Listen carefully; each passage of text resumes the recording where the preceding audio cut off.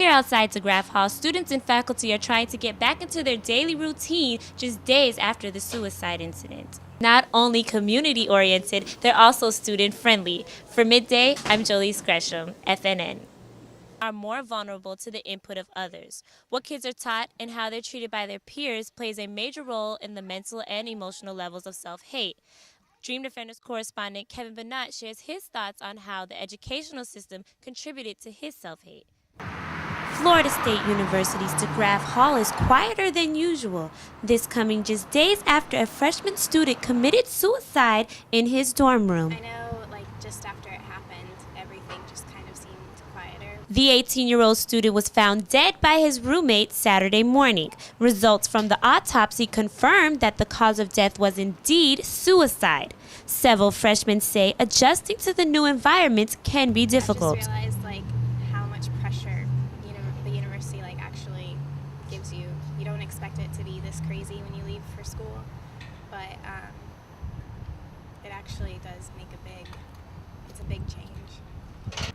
Here outside DeGraff Hall, students and faculty are trying to get back into their daily routine just days after the suicide incident.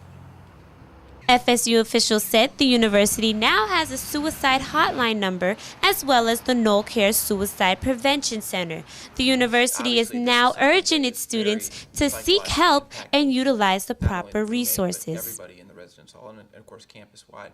One of the things is we had people from student affairs, victim advocate, housing administrators, counselors were right there immediately on the scene. They were there as the police were still there and immediately counseling and intervening and helping the students.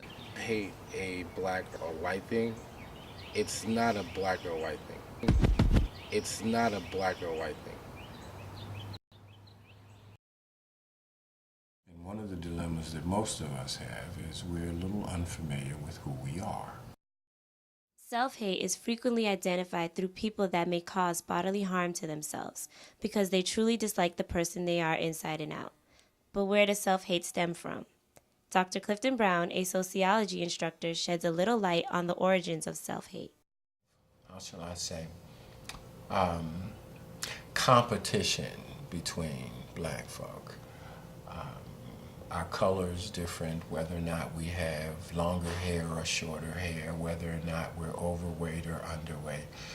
We have constantly used ourselves as a way to get closer to what the majority of society thought was okay.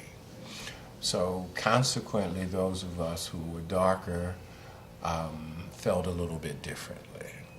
Those of us who had shorter hair felt a little bit differently. Trying not to actually talk about history, many older people will be familiar with something called a brown bag, which occurred during the 1920s and 30s and 40s.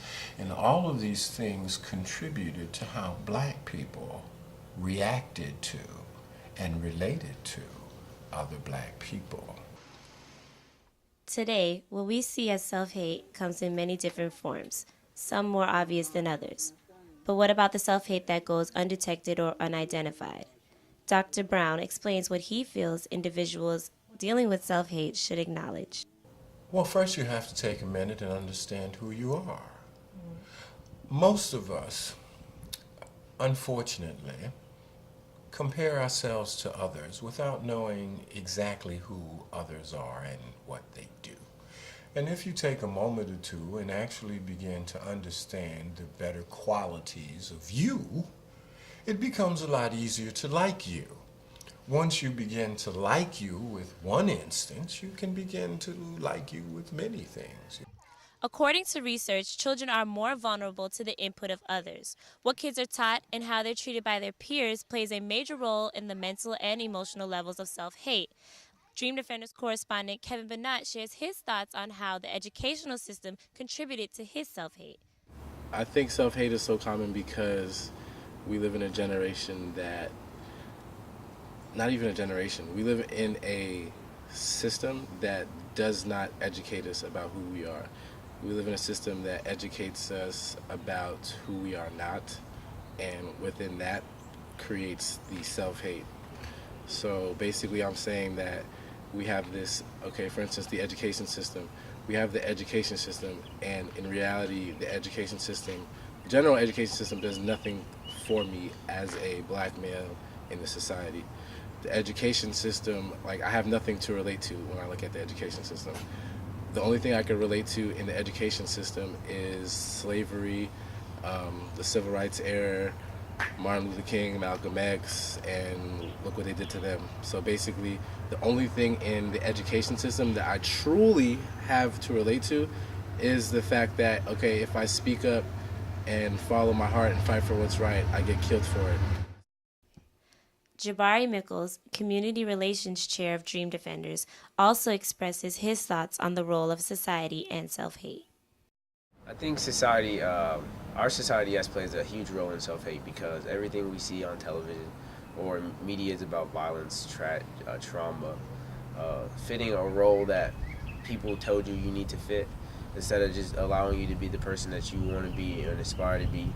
I think that people don't get to focus on their inspirations, what make them different, what makes them individuals, how they can become a part of a bigger picture.